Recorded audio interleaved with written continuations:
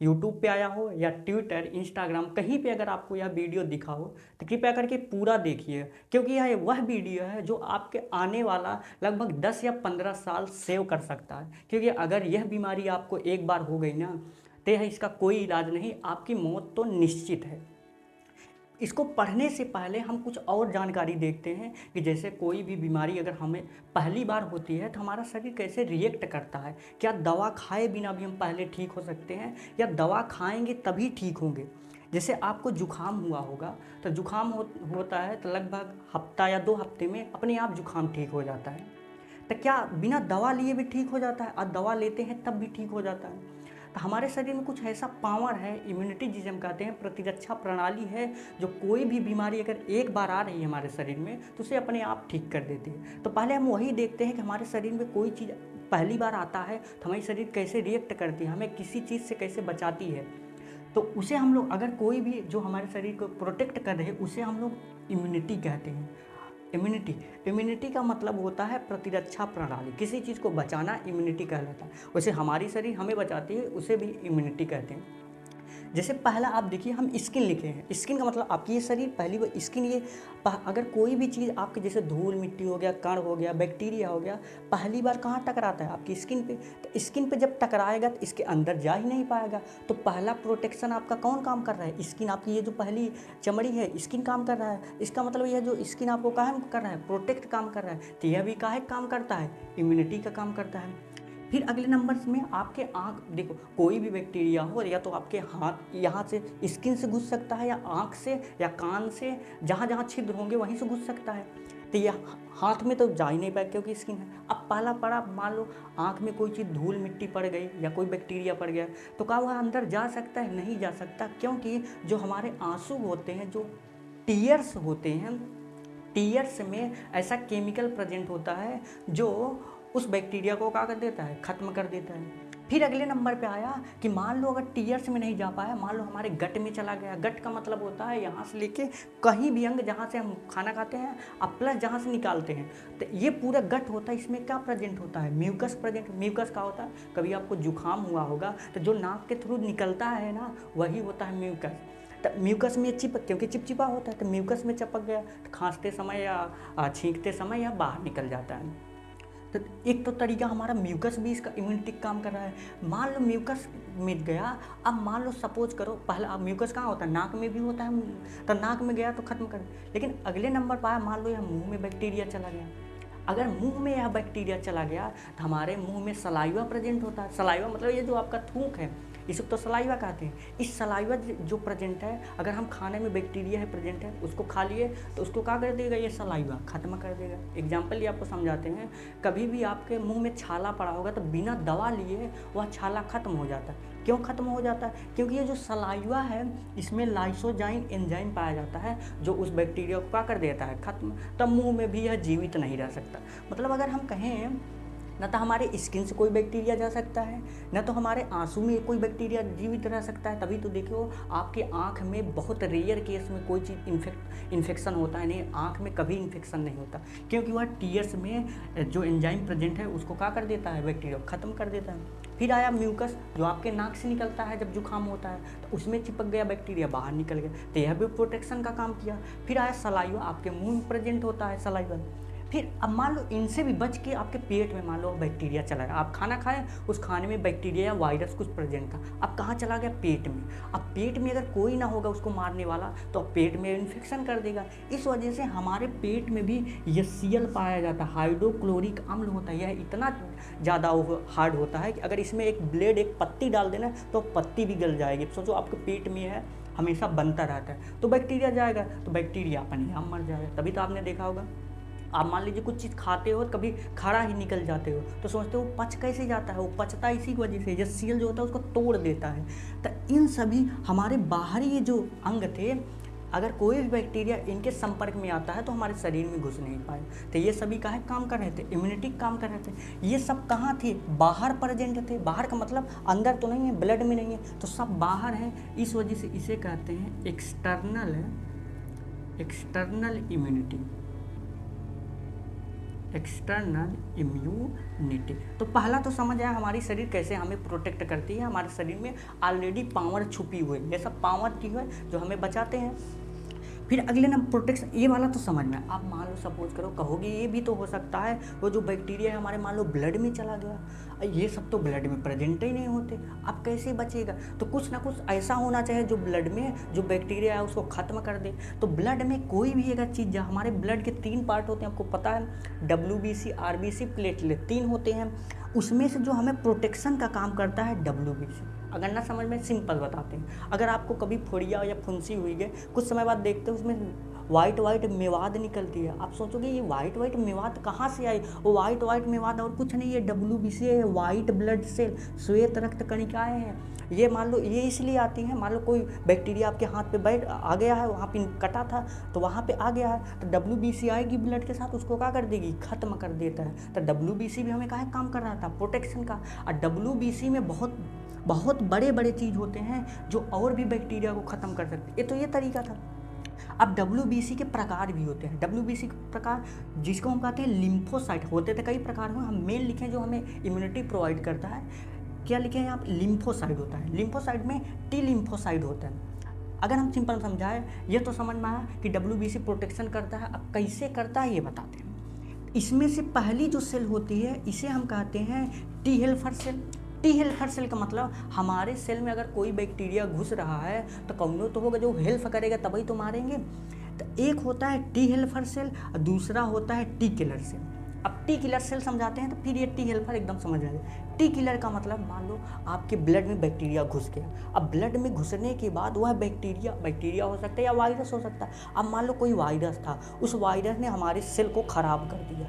अब सेल को अंदर है सेल, अब सोचो अगर उस सेल को ख़त्म ना किया जाए या हमारे शरीर से ना हटाया जाए तो हमारी शरीर पूरा ख़राब हो जाएगी। उसको ख़त्म, जो हमारी सेल ख़राब हो गई है उसको ख़त्म कौन करता है? T किलर सेल करता है। एक तो ये तरीका है। आप यह भी सुने होंगे कि लोगों को हमारे अंदर, भाई स्मोक बहुत लोग करते हैं, जो लोग स्मोक नहीं करते आपको बता दें उनके अंदर भी कैंसर की सेल हमेशा बनती रहती है। कैंसर सेल हमेशा बनती रहती है। उस कैंसर सेल को कौन ख़त्म करता है?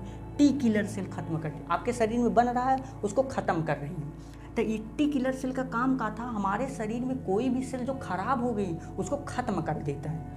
एक तो ये था। अब T किलर सेल मान लो हद से ज़्यादा निकलने लगा। अगर हद से ज़्यादा निकलने लगा तो कोई कंट्रोल करने वाला रहे। अगर इसको कोई कंट्रोल ना करे तो हमारा जो सही सेल है उसको भी ख़त्म कर देगा। इसलिए यहाँ पे T सप्रेसर सेल, एक सेल और होती है जो इसको क्या कर देती है? बंद करके रखती है। जब ज़रूरत होगी तभी निकलेगा। ये इसको क्या करेगी? अभी बंद रहो, जब ज़रूरत हो तभी निकले। नहीं तो अगर ये बंद ना करे इसको ना तो ये जौन सेल सही हो उसको ख़त्म कर देगी, तो घाटा था। अगले नंबर पे आया हमारा टी मेमोरी सेल। अब T मेमोरी सेल क्या करता है? आपको कोरोना वैक्सीन जरूर लगी, सबको लगी होगी कोरोना की वैक्सीन। अब कोरोना की वैक्सीन लगती है तो कहते हैं कोरोना वैक्सीन आज लग गई है तो कहते हैं कि अब अगर आपके अंदर वायरस जाएगा तो आपको ये कोरोना वायरस इन्फेक्ट नहीं करता। मतलब जब वैक्सीन नहीं लगी थी तब तो हमें इन्फेक्ट कर रहा था, और वैक्सीन लगने के बाद ये काहे इन्फेक्ट नहीं कर पा रहा है?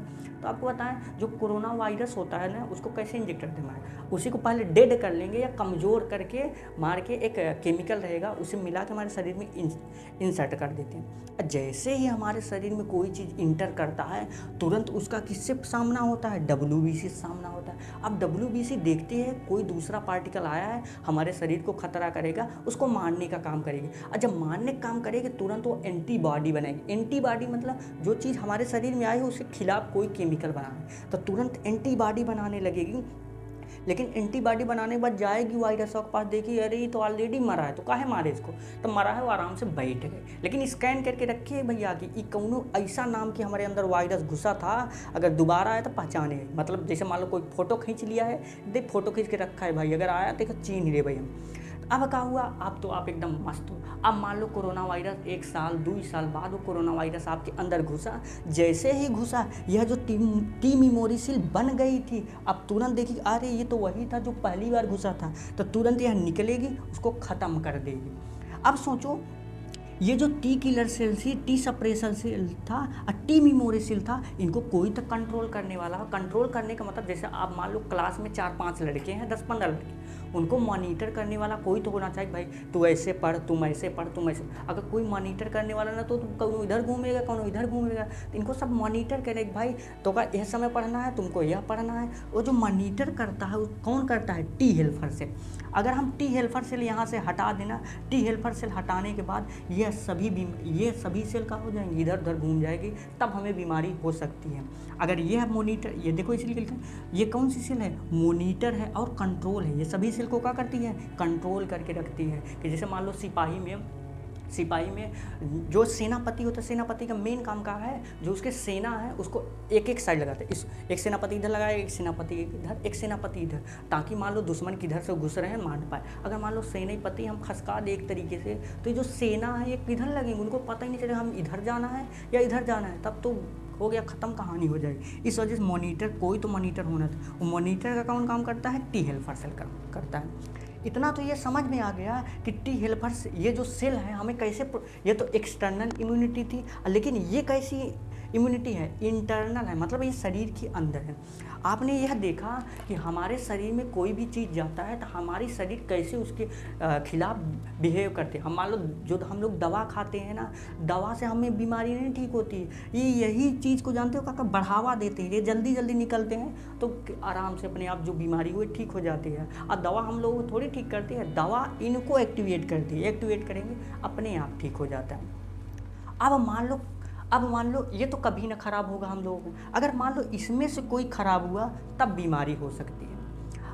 अब यह अब अभी तो बता दिए हम कि बीमारी, कोई भी बीमारी होगी हमारी शरीर हम लोग कैसे प्रोटेक्ट करती है या कैसे बचाती है।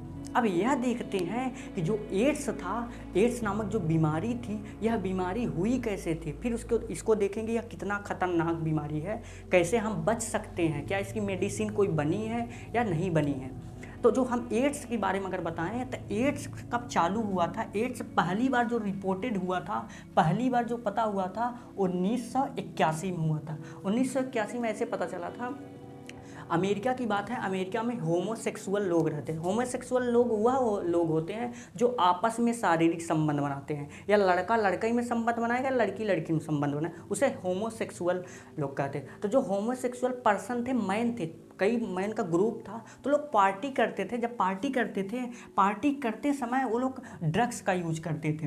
हेरोइन का इनका ड्रग्स होता है, इंजेक्शन के थ्रू लिया जाए। हीरोइन नहीं, ये हेरोइन है, ध्यान देना। हेरोइन लेते थे और नारकोटिक्स लेते थे। ये सभी खतरनाक केमिकल होते हैं जो इंजेक्शन के थ्रू शरीर में इंजेक्ट किए जाते हैं। इन सभी जितने भी खराब वाले, जितने नशीले वाले पदार्थ होते हैं, ये जो लोग थे सबका सेवन करते थे।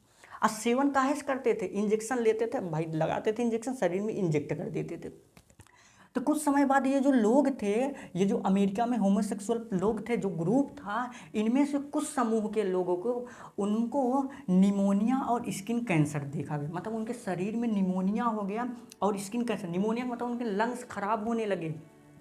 स्किन कैंसर का मतलब शरीर में कैंसर होने लगे, उनकी शरीर की ये जो चमड़ी खराब होने लगी। स्किन कैंसर मतलब ये मान लो, अगर ना समझ आए, सिंपल मान लो ये चमड़ी आपको जलने लगी, यहाँ जलने लगी है तो हर जगह खराब होने लगी है।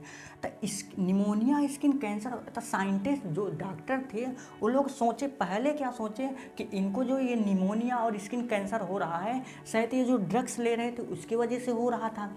लेकिन साइंटिस्ट तब हैरान हो गए कि अगर ये ड्रग्स ले रहे थे तो 1 या 2 ही बीमारी होनी चाहिए थी, लेकिन 1 या 2 से अधिक बीमारियां भी होने लगी। अब तो डॉक्टर अलर्ट हो गए, या कोई लगता है कोई खतरनाक बीमारी है जो इन लोगों को इन्फेक्ट कर रहा था।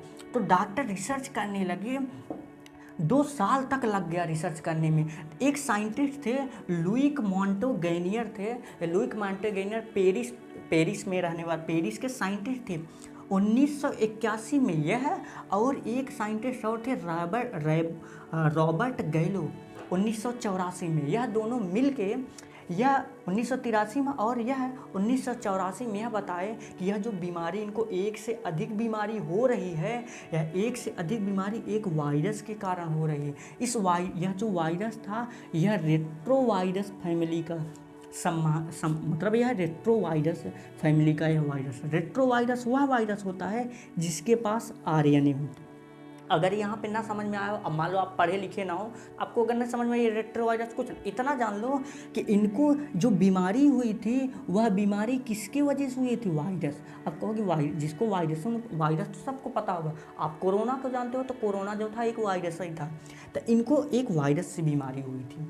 अब ये जो बीमारी हुई थी जिस वायरस से, अब इसको नाम भी, अब मान लो कोई नया चीज़ अगर खोजा जाता है साइंटिस्ट की फील्ड में, तो उसका नाम भी ज़रूरी होता है। उसके नाम के लिए एक साइंटिस्ट पद्धति आती है, international community of virus nomenclature. 1986 में इसका नाम दिया गया। इसका क्या नाम दिया गया, नाम में देखना क्या छुपा है, ह्यूमन का मतलब इंसान है, इम्यूने का मतलब ये जो इम्यूनिटी थी, ध्यान देना, इम्यूनिटी अभी बताएं, इम्यूनो डेफिशिएंसी का मतलब होता है कौनो चीज़ का कम होना। डेफिशिएंसी वायरस मतलब यह ऐसा वायरस था जो शरीर में हमारे इम्यूनिटी प्रेजेंट होती है उसी को क्या कर दिया, कम कर दिया। अगर हमारे शरीर में जो इम्यूनिटी है उसको कम कर दिया, तो अभी बताए ना, अगर इम्यूनिटी कम, अगर मान लो ये हमारा टी हेल्पर सेल है कम काम कर रहा है, तो हमें ये मॉनिटर ही नहीं करेगा, तो बीमारी अपने आप फैल गई। इस वजह से इसका क्या नाम दिया गया, human immuno deficiency virus. Short form में हम इसे क्या बोलते हैं, HIV। जो लोग HIV से ग्रसित हो जाते हैं, ग्रसित हो गए, अब वो बीमारी उनके अंदर सिम्टम दिखाई देने लगा। अगर वो सिम्टम दिखाई देने लगता है तो उसको हम लोग एड्स कहते हैं। अभी यह एड्स भी समझाते हैं।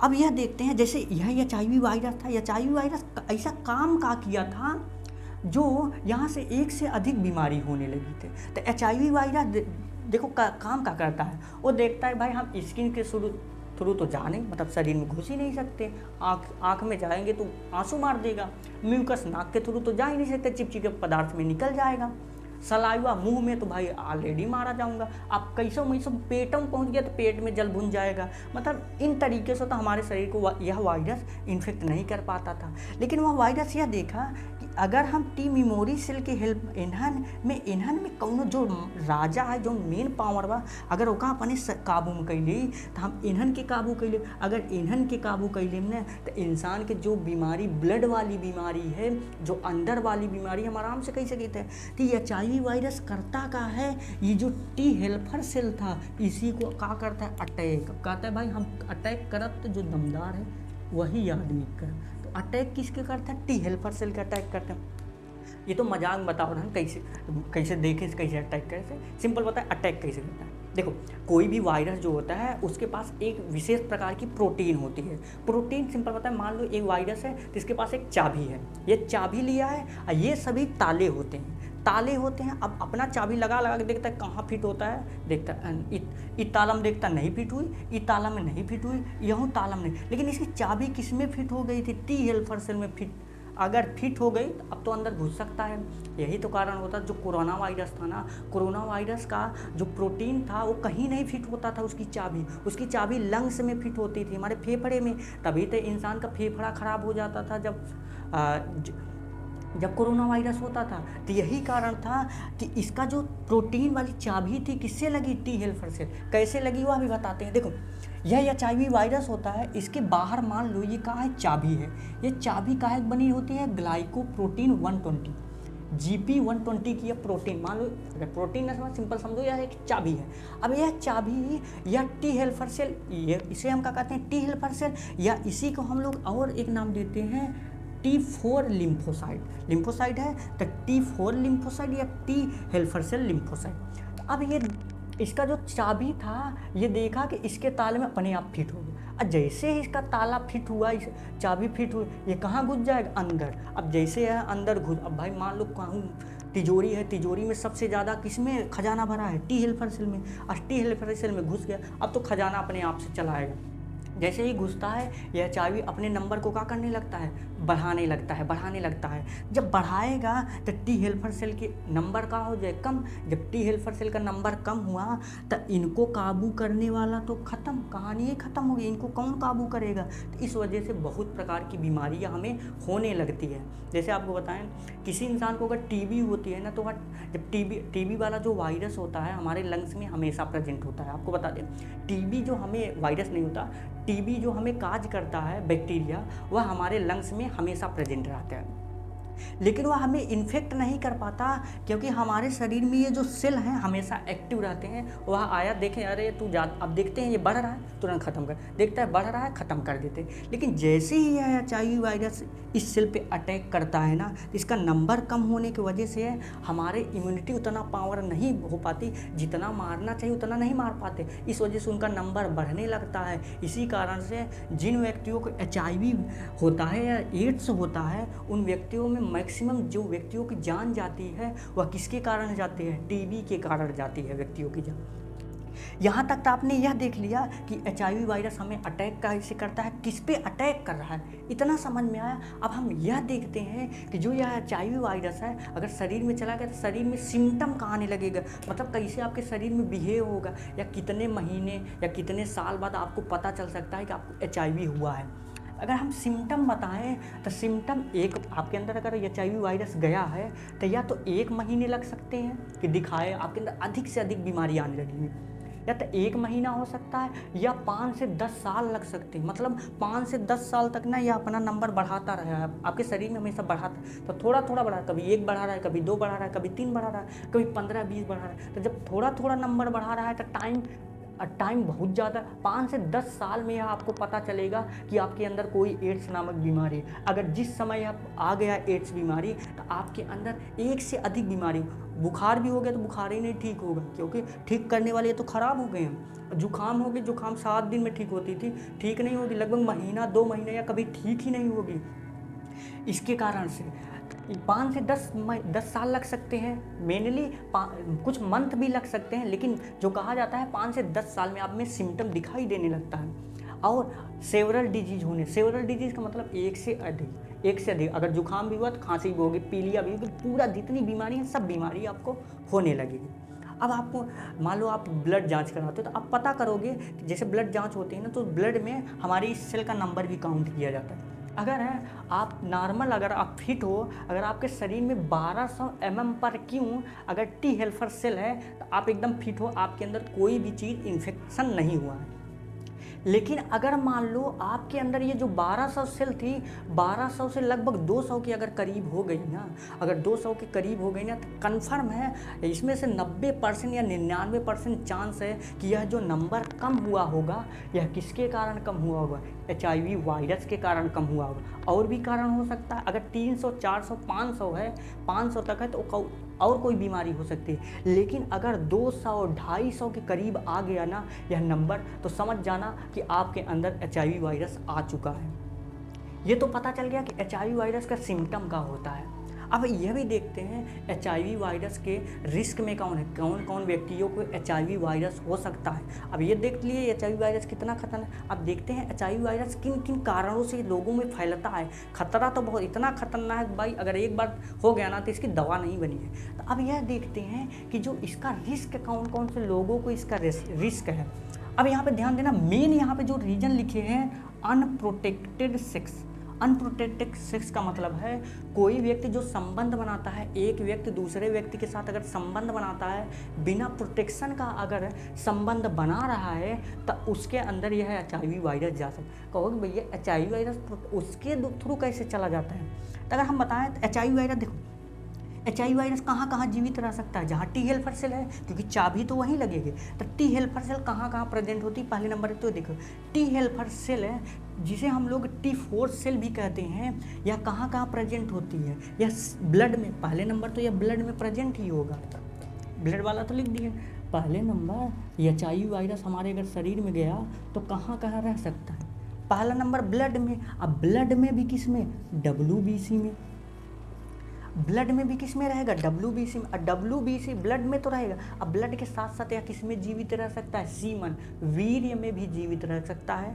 सीमन के साथ साथ ये वजाइनल फ्लूइड में भी जीवित। वजाइनल फ्लूइड का मतलब होता है फीमेल में कभी मेंस्ट्रुअल साइकिल होता है, जो ब्लीडिंग होती है उसमें भी यह जो फ्लूइड आता है उसमें, उस फ्लूइड में भी यह जीवित रह सकता है। अब सोचो, अगर ब्लड में जीवित है, अगर यह ब्लड में जीवित है तो किसी व्यक्ति को सिरिंज लगाया गया, सिरिंज लगाने के बाद वही सिरिंज आपको लगा दिया गया बिना कुछ करे, अगर वही सिरिंज लगा दे तो कुछ ना कुछ तो ब्लड ट्रांसफ़र हुआ। अगर यह ब्लड आपके अंदर गया तब तो कन्फर्म है, तब भी HIV हो सकता है। पहला तरीका ये था HIV वायरस होने का।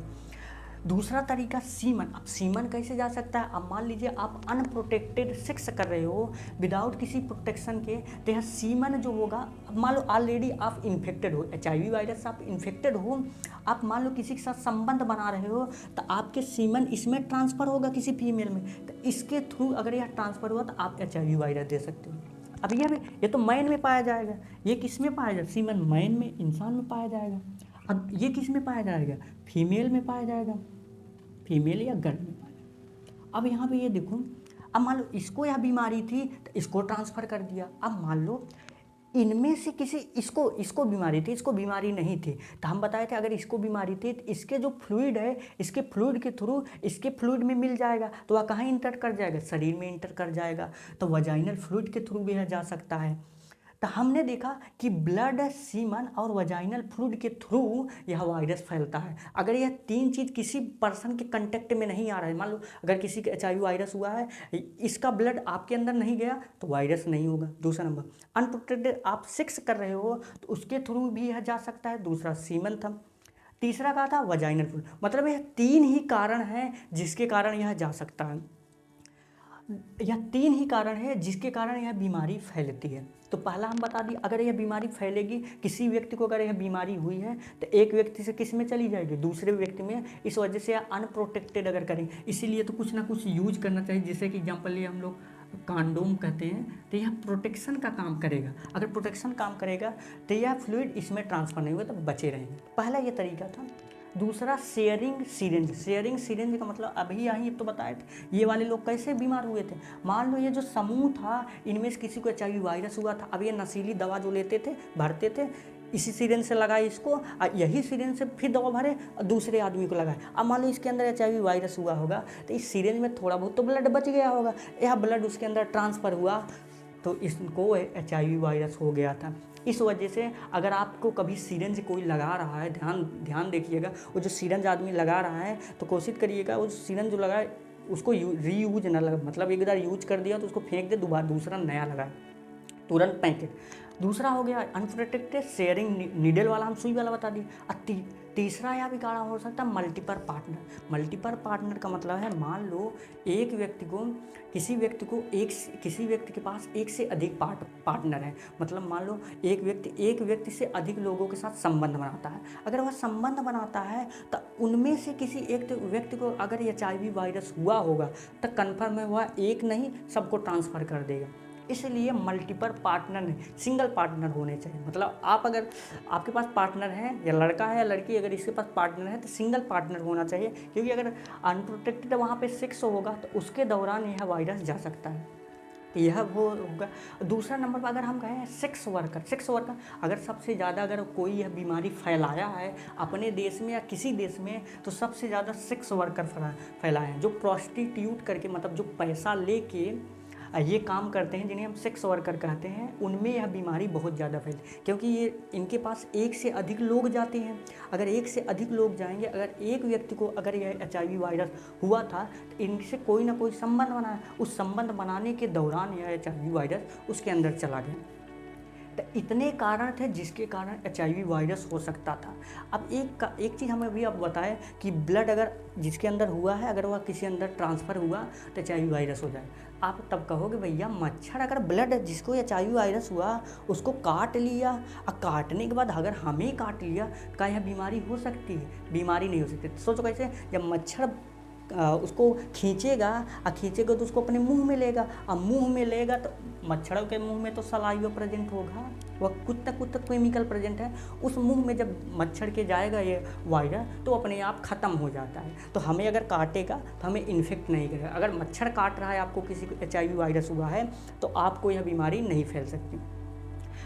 यहाँ पे यह ध्यान दो, अगर मान लो किसी को यह बीमारी हो गई है या नहीं हुई है, तो कैसे पता करेंगे कि यह बीमारी, कैसे कोई टेस्ट भी होता है जिसकी वजह से हम यह बीमारी को आइडेंटिफाई कर सकते हैं। जो टेस्ट होता है वो ELISA करके होता है, एंजाइम लिंक्ड इम्यूनोसॉर्बेंट एसे नामक करके एक टेस्ट होता है। अगर मान लो सपोज करो, अगर मान लो आपको खतरा लगता है कि आप मान लो ये सभी काम किए हो, इनमें से कोई ना कोई काम किए हो, आपको लगता है कि उस व्यक्ति को HIV वायरस था या उस व्यक्ति को HIV वायरस था, तो अगर HIV वायरस था तो आप जाओगे जांच कराने, तुरंत जाओगे जांच, आप ब्लड का जांच होगा, एलाइसा नामक करके टेस्ट होता है, और जांच कराओगे। उस अभी अगर आप मान लो आप किसी के जिसके HIV वायरस हुआ था उसके साथ मान लो संबंध बनाए हो तो आप सोचोगे HIV वायरस तुरंत हो गया, तो आप जाओगे जांच कराने, बाद में पता चला कि उसको HIV वायरस था, आप जाओगे जांच कराने। अगर जाओगे, अगर आप ब्लड निकलवाओगे ना, चेक करेगा तो उसमें निगेटिव आएगा, मतलब पता चलेगा आपको बीमारी हुई नहीं है, लेकिन एक्चुअल में है तो आपके अंदर वायरस पहुंच गया है, लेकिन वह पता नहीं चल रहा है। इसको पता चलने में लगभग 90 दिन लग जाएंगे, जिसे हम 3 महीने, मतलब आपके अंदर ये जो HIV वायरस है, यह जब हम जांच करेंगे तो कम से कम 3 महीने लगेंगे पता करने में कि आप HIV पॉजिटिव हो गए हो। 3 महीने से अगर पहले हम जांच करा रहे हैं तो यह पता चलेगा कि आप HIV पॉजिटिव नहीं हो, निगेटिव हो। तो इससे घाटा यह है कि जिसको व्यक्ति को HIV हो भी गया है वो सोच रहा है निगेटिव है। इस वजह से आपको रेगुलर लगभग हफ्ते 2 महीने, हफ्ते 2 हफ्ते में आपको जाना पड़ेगा डॉक्टर से जांच कराने। अब कहो कि कौनो ऐसा भी टेस्ट है जिसकी वजह से हम लोग इससे फास्ट जांच करवा सकते हैं, तो एक टेस्ट है जिसे हम कहते हैं न्यूक्लिक एसिड एम्प्लीफिकेशन टेस्ट नामक करके एक टेस्ट होता है। यह कितने दिन बता रहा था, 90 दिन में, लेकिन यह NAT जो टेस्ट है यह 10 से 33 दिन में बता देगा। इतने मैक्सिमम डेज है, या 10 दिन से इसके किसी बीच में यह बता देगा कि आप HIV पॉजिटिव हो गए हो। अब एक बात यह कहोगे भैया, जब वायरस हमारे शरीर में गया था तो जब हम चेक कर रहे थे पता क्यों नहीं चल रहा था? पता इसलिए नहीं चल रहा था क्योंकि अगर कोई भी वायरस हमारे शरीर में जाता है ना, तो हमारे शरीर उसके पर कुछ ना कुछ केमिकल बनाती है, एंटीबॉडी बनाती है। वो एंटीबॉडी बनने में कुछ टाइम लगता है, तो टाइम लगे। शुरू में हम एंटीबॉडी ही जाँच करते हैं, तो देखेंगे एंटीबॉडी बढ़ी है या घटी, उसको जाँच देखेंगे तो कब आउता ही नहीं है जाँच में, क्योंकि बहुत कम मात्रा में है।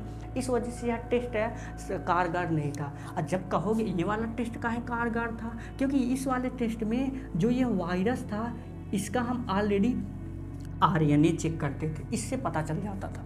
अब ये अगर आपको ये पता है कि इनमें से कोई ना कोई काम किए हो, तो आप ये जांच कराओ, तुरंत मेडिसिन लो, तुरंत दवा लो, डॉक्टर के डेली बेसिस पे आप डेली दवा लीजिए। क्योंकि अगर यह रीज़न है, अगर यह बीमारी एक बार हो गई तो इसका इलाज, कोई पक्का इलाज अभी तक नहीं है कि यह बीमारी ठीक हो जाएगी, ठीक नहीं होगी। लेकिन आप मान लो 40 साल जीने वाले थे या 60 साल 70 साल जीने वाले थे, तो थोड़ा बहुत आपकी उम्र कम हो जाएगी, ये जान लो, इस बीमारी से कारण। लेकिन अगर आप दवा नहीं कराओगे तो आपकी डेथ है आपके जो 30 से 40 साल में हो जाएगी। अब ये देख लीजिए, अगर मान लो ये जो व्यक्ति थे इनको HIV वायरस हो गया, आप कौन कौन से टेस्ट कराएंगे ये तो बता दीजिए। अब यह देखते हैं, अब मान लो भैया, मान लो कोई ऐसा व्यक्ति है जो HIV व्यक्ति है, उसके संपर्क में हमेशा रहता है। अब संपर्क में रहेगा, का चीज़ नहीं करेगा। मान लो किसी को, मान लो कोई ABCD नामक करके एक व्यक्ति है, उसको HIV वायरस, इसको मान लो HIV वायरस हुआ है, इसके साथ यह रहता है। अगर इसके साथ यह रहता है तो का करेगा तो HIV वायरस नहीं फैले। अगर इसके साथ रहता है, खाता है, पीता है, खाना पीना कुछ भी खाता है, HIV वायरस नहीं फैलेगा। मतलब HIV वायरस फैलता कितने माध्यम से है? एक तो ब्लड से, अगर इस व्यक्ति का ब्लड इसमें गया तब हो जाएगा। एक तो सीमेन से, इसके साथ सेक्स करने पे हो सकता है। एक तो वजाइनल फ्लूइड से, अगर इसके साथ रह रहा है, खाना पीना खा रहा है, तो इसके अंदर HIV वायरस नहीं जा सकता। ये ज़रूर याद रखिएगा। अब मान लो और जो डॉक्टर लोग होते हैं, अब डॉक्टर लोग का काम करते हैं, HIV जिनको हुआ है उसके संपर्क में हमेशा रहते हैं। अगर आपको भी लगता है कि मैं HIV वायरस से संपर्क में जो व्यक्ति हैं उसके हम संपर्क में रहते हैं, तो काम का करें, कुछ ऐसी दवा बनी है जिसको हम खा लें तो हम HIV वायरस का ब्लड भी हमारे शरीर में चला जाए तब भी HIV वायरस नहीं होगा। तो 2 दवा करके होती हैं। एक होता है हम लोगों का PrEP करके होता है, इसका मतलब है प्री एक्सपोजर फाइलेक्सिस। प्री एक्सपोजर का मतलब है आप मान लो कोई HIV वायरस, ये HIV से ये ग्रसित था। अगर ये HIV से ग्रसित था, इसके साथ अगर आप मान लो ये दवा ले रहे थे ना, तो अगर आप इसके साथ सेक्स भी कर लिए तो आपके अंदर HIV वायरस जीवित नहीं रह पाएगा अगर आप यह दवा ले रहे थे।